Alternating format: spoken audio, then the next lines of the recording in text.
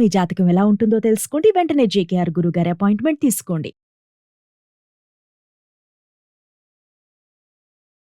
నమస్కారం గురుగారు. నమస్తే అమ్మా. పూజలు చేస్తే అసలు నిజంగా ఫలితాలు ఉంటాయా? పూజల ద్వారా ఏదైనా సాధించవచ్చా? మంచి క్వశ్చన్ అడిగారు. నేటి కాలంలో చాలా మందిలో ఈ సందేహాలు ఉంటాయి. వాస్తవంగా పూజ చేస్తే ఫలితాలు 100% వస్తాయమ్మా. కాకపోతే నువ్వు అడిగావు కాబట్టి దీంట్లో క్లారిటీ ఏంటంటే, పూజ మనం ఎలా చేస్తున్నాము అనేది ఇంపార్టెంట్. మనం పూర్వీకులు తీసుకున్నట్లయితే పూజ చేసేటప్పుడు మనసు అనే పుష్పాన్ని భగవంతుడికి అర్పించి పూజ చేసేవాళ్ళం. నేటి కాలంలో పూజ అంటే ఒక యాంత్రికంగా మారిపోయింది, అంటే ఒక ప్యాషన్గా మారిపోయింది. అందువల్ల రిజల్ట్లు మనం అనుకున్నంత రావటం లేదు. అందువల్ల పూజ మీదే విశ్వాసం కోల్పోయే పరిస్థితులు వచ్చినాయి.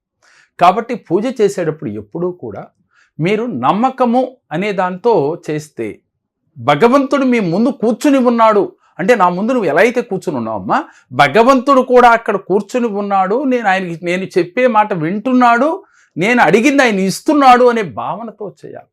కానీ మరి నేటి కాలంలో అలా చేస్తున్నారా అని ఆలోచిస్తే 100కి 90 మంది చేయట్లేదనే చెప్పవచ్చు. మరి మెజారిటీ పీపుల్ ఎప్పుడైతే 90 మంది అలా చేయటం లేదో రిజల్ట్ రావటం లేదు. ఎప్పుడైతే రిజల్ట్ రావటం లేదో ఏళ్ళలో విశ్వాసం కోల్పోయి మనకి పూజల వల్ల ఫలితాలు వస్తాయని మీకులాగా క్వశ్చన్, అంటే జనాల్లో క్వశ్చనే మీరు అడిగారు, ఇదే క్వశ్చన్ రేజ్ అవుతా ఉంది.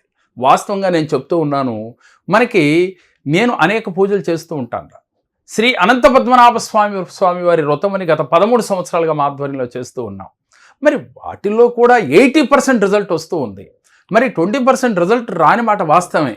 మనం ఎంత చెప్పినప్పటికీ కూడా వారి మనసు అక్కడ పెట్టక ఎక్కడో పూజకు మాత్రమే నామకా పూజ దగ్గర కూర్చుని ఆలోచన ఎక్కడో చేస్తూ ఉన్న వారికి రిజల్ట్ రాదు. కాబట్టి ఏ పూజ చేసినా, ఏ వ్రతం చేసినా, ఏ యజ్ఞం చేసినా, ఏ హోమం చేసినప్పటికీ కూడా మీ మనస్సుని భగవంతుడికి అర్పించాలి. అప్పుడే మనం కోరుకున్న రిజల్ట్ వస్తుంది. దీనికి ఉదాహరణ ఏమిటంటే తల్లి, ఒక స్కూల్లో ఒక 50 మంది విద్యార్థులు ఉన్నారనుకున్నారు ఒక సెక్షన్లో. ఈ విద్యార్థులకు ఒక టీచర్ చెప్తా ఉంటుంది ఒక సబ్జెక్టు, అది మ్యాథ్సో సైన్సో ఏదైనా తీసుకోండి. చెప్తున్నప్పుడు 50 మందికి ఒకేలాగా చెప్తుంది ఆ టీచర్. కానీ రిజల్ట్ వచ్చేసరికి 5గురికో 10 మందికో స్టేట్ ర్యాంకులు లేకపోతే స్కూల్ ఫస్ట్లో వస్తూ ఉంటారు. మిగతా వాళ్ళు యావరేజ్గా ఉంటారు, కొంతమంది బిలో యావరేజ్గా ఉంటారు, కొంతమందికి అసలు అర్థం కాదు ఆ సబ్జెక్టు. ఎందుకు ఇలా ఉంది అంటే సబ్జెక్టు తప్ప, లేక టీచర్ తప్ప, చెప్పే విధానం తప్ప, లేకపోతే వీళ్ళు రిసీవ్ చేసుకోవడం తప్ప అంటే మరి మీరేమంటారు? రిసీవ్ చేసుకోవడమే తప్పు అంటాను. 100% స్టూడెంట్ రిసీవ్ చేసుకోవడమే తప్పు.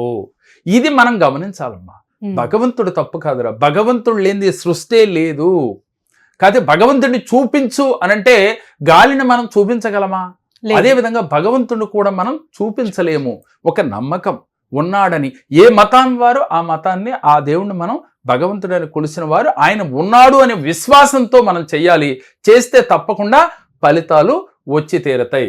ఇలాంటి ఉదాహరణలు అనేకమైనవి. కాకపోతే ఏంటంటే మనం క్వశ్చన్ చేసుకోవాలి, భగవంతుడు ఉన్నాడా, నేను పూజ చేస్తే ఫలితం వస్తుందా, హోమంతో మనం హోమాలు చేస్తే మన ఫలితాలు, మన కోరికలు తీరతాయా అని అనుకునేవారు ఎప్పుడైనా ముందుగా మీరు ఇలా ఉంటే అది ఎందుకు అలా జరుగుతుంది, ఇది కూడా అంతే. అంటే ఒక స్కూల్లో విద్యార్థి లాగానే మనం కూడా పూజ చేసేటప్పుడు బిలో యావరేజీ పూర్ అని మనం ఎలా అయితే వీళ్ళని డిసైడ్ చేశామో, పూజ చేసేటప్పుడు కూడా మనసు పెట్టి చేసేవాళ్ళు కొంతమంది, అంటే ఆలోచన ఎక్కడో పెట్టుకుని పూజలో కూర్చుని మమ అనుకునేవాళ్ళు కొంతమంది ఉన్నారు. అందువల్లే రిజల్ట్ రావట్లేదు తల్లి. మరి మనసు ఏకాగ్రతం చేయాలంటే ఏం చేయాలి గురుగారు? ముందుగా మన మనసు మన ఆధీనంలో ఉండాలి అంటే మనం అనేక వీడియోలో చెప్పుకున్నాము, ధ్యానం చేయాలి. భగవంతుడు పైన ధ్యాస పెట్టి చేయొచ్చు, లేదు శ్వాస పైన మీ మనసు పెట్టి చేయొచ్చు. ఇలా గనక ఎవరైతే ధ్యానం ప్రతినిత్యం చేస్తారో వారి మనసు వారి మాట వింటదాం. రెండోది, మానవ ప్రయత్నంతో మనం పూజ చేస్తున్నాము, ఆ భగవంతుడు మనకి ప్రత్యక్షమై మనం కోరిన వరాలు మనకి ఇచ్చాడు అనే భావంతో గనక పూజలో కూర్చొని మనం చేసినట్లయితే, భగవంతుడితో మమేకమైతే మీ కోరికలు తీరుతాయి. దీంతో పాటుగా మనం హోమం చేస్తున్నాం, లేదు ఒక పూజ చేసినప్పుడు దీపారాధన చేస్తూ ఉన్నాం అంటే అగ్నిదేవుడు, అంటే పంచభూతాలతో మమేకం అవ్వాలరా. ఒక పూజలో కూర్చునేటప్పుడే పంచభూతాలకి కృతజ్ఞత తెలిపి, మీ సంకల్పం పంచభూతాలకి తెలిపి అప్పుడు మీరు పూజ ఆచరించిన లేక హోమం చేసిన వెంటనే రిజల్ట్ వస్తుంది. ఎందుకని మేము అనంత పద్మనాభ స్వామి పూజ 90-80 మందికి రిజల్ట్ రావాలి, 10 మందికి 20 మందికి రావట్లేదు అనేది అనేక పూజల్లో నేను చెప్తూనే ఉన్నా 20 మందికి. కానీ కొంతమంది మాత్రమే దాన్ని తీసుకోగలుగుతున్నారు.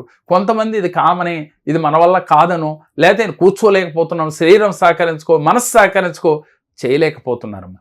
పూజ చేద్దామని మీకు సంకల్పం వచ్చిన నాడే మీరు పంచభూతాలతో మమేకం అవ్వాలి. మీ మనసు అనే పుష్పాన్ని భగవంతుడికి సమర్పించాలి. పూజలో కూర్చునేటప్పుడు మీరు ఏ నామం చదివినా పర్ఫెక్ట్గా భగవంతుడికి చేరుతుందనే భావంతో ఉంటే భగవంతుడు రియల్గా వచ్చి మన ప్రత్యక్షమై వరం ఇచ్చి తీరతాడమ్మా. దాంట్లో ఎటువంటి అనుమానం లేదు. భగవంతుడు ఎప్పుడు ఎవరికి ఏ వరం ఇద్దామా అనే కూర్చుని ఉంటాడు, కానీ అందుకునే స్థితిలో మనమే ఉండము. భగవంతుడు కానీ, యూనివర్స్ కానీ, పంచభూతాలు కానీ. కాకపోతే ఏంటంటే భగవంతుడిని చేరువవటానికి మనం అగ్ని ద్వారా హోమం చేసినప్పుడు అగ్నిని వెలిగించి హోమం ద్వారా మన కోరికలు చెప్తూ ఉంటాం అగ్నిదేవుడి ద్వారా. అలాగే పూజ చేసేటప్పుడు దీపం వెలిగించి అగ్నిదేవుడి ద్వారా మన సంకల్పాలు చెప్తూ ఉంటాం. అంటే అప్పుడు మనం ఏం చేయాలి? అగ్నిదేవుడితో మమేకమై అగ్నిదేవుడికి కృతజ్ఞత తెలిపి అప్పుడు మీ సంకల్పాలు చెప్పాలి. అలాగే శ్వాస తీసుకుంటాం 3 సార్లు మన పూజకు ముందుగా. అప్పుడు శ్వాసను తీసుకున్నప్పుడు ముక్కు మూసుకుని మనం చెప్పినప్పుడు మనం ఏం చేయాలి? అప్పుడు గాలి అంటే వాయువుకి, గాలిదేవుడికి మనం పంచభూతాల్లో ఒకటైన వాయువుకి మనం కృతజ్ఞతలు తెలిపి మీ సంకల్పాలు నెరవేరినట్టుగా ఫీల్ అవ్వాలి. అంటే ప్రతి సెకను మనం పంచభూతాలతో మమేకమవుతూ మీరు గనక భగవంతుణ్ణి ఆరాధన చేస్తే, మీరు ఏ పూజన్నా చేయండి, ఏ మంత్రమన్నా చదవండి, అయినట్లుగా భావన చేస్తూ మరొకటి ఏంటంటేనమ్మ దీంట్లో భగవంతుణ్ణి ఆరాధించేటప్పుడు నాకు ఇవ్వు అని అడగకూడదు, ఇచ్చినట్లుగా ఫీల్ అవ్వాలి. మీరు ఏ కోరిక అయితే మీ మనసులో ఉందో అది భగవంతుడి ముందు కూర్చోగానే ఆయన మీకు ఇచ్చేసినట్లుగా ఫీల్ అయ్యి మీరు డ్రీమ్ చేయాలమ్మా, ఊహించాలి. భగవంతుడు మీకు ఆ కోరిక ఇచ్చేస్తే మీరు ఎలా హ్యాపీగా ఫీల్ అవుతారు? లా ఆఫ్ అట్రాక్షన్ ప్రకారం మనం అదే చెప్తూ ఉంటాం, ఏదైతే తలుస్తామో అది వచ్చి తీరుతుంది అని. మీరు యూనివర్స్లోకి ఏదైతే మాట్లాడతారో అది మనకి తిరిగి వస్తుంది అని. కాబట్టి భగవంతుడు మీకు ఇచ్చేశాడు.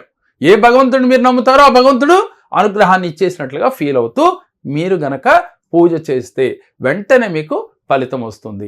రెండవది ఏంటంటేనమ్మా, భగవంతుడిని ఆరాధించేటప్పుడు ముఖ్యంగా మనం నేర్చుకోవాల్సింది ఏంటంటే, నాయన నాకు ఈ కోరిక తీరిస్తే నేను నీకు తలనేలాలు ఇస్తాను, లేదంటే మీ దేవాలయంకి వస్తాను, నేను దర్శనం చేసుకుంటాను. ఇలా ముందుగా భగవంతుడితో బేరాలు ఆడకూడదు. మీరు విశ్వాసంతో భగవంతుడి దగ్గరికి వెళ్ళినప్పుడు ఇంకా బేరాలు ఏంటమ్మా? మీకు ఆయన ఇస్తాడు, ముందు నువ్వు వెళ్ళు. ఆయన ఏంటి? ఒక పవర్ఫుల్, ఒక మెగా పవర్. అటువంటి భగవంతుడి దగ్గరికి నువ్వు వెళ్ళి బేరం ఆడటం అనేది కరెక్ట్ కాదు. మనం చేస్తున్న మొట్టమొదటి తప్పు. భగవంతుడి దగ్గరికి వెళ్ళి శరణు వేడి ఇచ్చినట్లుగా భావన చేసి మీరు అప్పుడు పూజ చేయండి. ఎందుకు మీకు కోరికలు ఫలించవో చూడండి. మరి మనసులో అయితే చాలా బాధ ఉంటుంది గురుగారు. సో ఏదైనా సమస్య తీరాలి అంటే ఆ బాధనే గుర్తుకొస్తూ ఉంటుంది. అవునమ్మా. మరి సమస్య తీరినట్టు ఎలా ఊహించగలం? రైట్ రా, నువ్వు అడిగిన క్వశ్చన్ బాగుంది. ఇది ఏంటంటే లా ఆఫ్ అట్రాక్షన్ దీనికి ఏం చెప్తా ఉంటుంది అంటారమ్మా, సమస్య తీరినట్లుగా ఎలా ఊహించాలంటారా, నీ బాధల్ని అప్పుడే నీళ్లు తీసుకుని చేతిలోకి భగవంతుడు పాదముల దగ్గర వదిలేయాలమ్మా. పూజలో కూర్చోబోయే ముందే దీపారాధన చేసిన తర్వాత నీకున్న అప్పుల బాధలు కావచ్చు, మానసిక బాధలు కావచ్చు, అనారోగ్య సమస్యలు కావచ్చు, ఎన్ని నాకు తీరిపోయినాయి, భగవంతుడు నాకు ఇచ్చేశాడు అని చెప్పి 3 సార్లు నీళ్లు వదిలేయాలి. మీకు ఒకటి గుర్తుందో లేదమ్మా, మన పెద్దలు ఒక మాట అంటారు, నేను నీళ్లు వదిలేశాను రే, కాడికి నాకు ఎటువంటి సంబంధం లేదని. అవును గురు, ఇనే ఉంటారు కదా ఈ మాట. అక్కడ ఎందుకన్నారు ఆ మాట అంటే, అతను తప్పు చేశాడు కాబట్టి, అతను నాకు నచ్చలేదు కాబట్టి అతనికి నాకు సంబంధం లేదు అని. అదే విధంగా మిమ్మల్ని బాధిస్తున్న ఈ యొక్క చెడు గుణాలని ఈ రోజు నుంచి నాకు సంబంధం లేదు, నేను నీళ్లు వదిలేశానని భగవంతుడు పాదముల దగ్గర వదిలేయాలమ్మా. అప్పుడు నీకు వాటికి సంబంధం లేకుండా మీ మైండ్ ఫ్రెష్ అయిపోతుంది, ప్రజెంట్లో ఉండగలుగుతావు. అప్పుడు నువ్వు భగవంతుని ఈ విధంగా ఆరాధన చేయాలి. మరి ఇలాంటి సమస్యలతో చాలా మంది బాధపడుతూ ఉంటారు. అవునమ్మా. మరి మిమ్మల్ని సంప్రదించాలంటే ఎలా? ప్రతి రోజు కూడా ఆన్లైన్ అపాయింట్మెంట్స్ ఉంటాయమ్మా. ప్రతిరోజు కూడా ఆన్లైన్ అపాయింట్మెంట్స్ ఉంటాయి, ఆఫ్లైన్ అపాయింట్మెంట్స్ ఉంటాయి. అలాగే ముఖ్యంగా మనం మనీ మంత్ర క్లాస్ కూడా చేస్తూ ఉన్నాం ప్రతి నెలలో. ఎవరైతే ఆర్థిక సమస్యలతో బాధపడుతున్నారో, మానసికంగా బాధపడుతూ ఉంటారో, అలాగే వాళ్ళు ఉజ్వల భవిష్యత్తు కోసం ప్రయత్నాలు చేస్తూ ఉన్నవారు, ఎన్ని ప్రయత్నాలు చేసిన జీవితంలో సక్సెస్ కాలేదు అనుకున్నవారు పర్సనల్ అపాయింట్మెంట్ అన్న తీసుకోవచ్చమ్మా. అలాగే ప్రతి నెల మనం జరుగుతున్న ఆన్లైన్ క్లాస్ అంటే మణి మంత్ర క్లాస్లో కూడా జాయిన్ అయ్యి వారి జీవితాల్లో అద్భుత ఫలితాలు పొందవచ్చు తల్లి. ఈ అవకాశం ప్రతి నెలలో మన మణిమంత్ర క్లాస్ ఉంటుంది, ప్రతిరోజు పర్సనల్ అపాయింట్మెంట్స్ ఉంటాయి. కాబట్టి ఏదైనా కానీ వారు ఒక్కసారి అప్రోచ్ అయినట్లయితే వాళ్ళ లైఫ్లో ఆర్థిక సమస్యల నుంచి బయటపడవచ్చమ్మా, అనారోగ్య సమస్యల నుంచి బయటపడవచ్చు, మానసిక సమస్యల నుంచి బయటపడవచ్చు, జీవితంలో వారు అనుకున్న గోల్స్ ఈజీగా కూడా రీచ్ అవ్వచ్చు. ధన్యవాదాలు గురుగారు. నమస్తే తల్లి. నా పేరు మహేశ్వరి. నేను ఇదివరకు చాలా సమస్యలు ఉండేదాన్ని, కానీ జేకే సార్ దగ్గర వచ్చిన దగ్గర నుంచి కూడా చాలా సమస్యల నుంచి గట్టెక్కాను. నేను అన్ని విధాలా చాలా మంచి జరిగింది నాకు. అందుకే నా పిల్లల గురించి కూడా మళ్ళీ నేను సార్ దగ్గర వచ్చాను.